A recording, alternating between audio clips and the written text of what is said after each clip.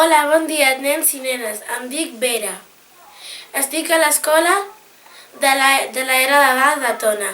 El títol es diu Ricard i el forat del forat negre. A l'editorial a l'Animalibres, la col·lecció La formiga groga, a l'autor Pep Molist i la il·lustradora Lucía Serrano.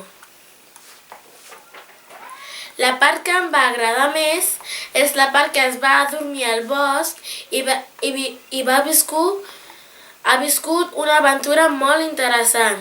Quan es va despertar, va veure els seus pares i li va contar la història que ha viscut. Després deia si era un somni i ell deia que no. Després si ho va contar als seus amics i també hi van dir el mateix que els seus pares. Era un somni i aquí us deixo.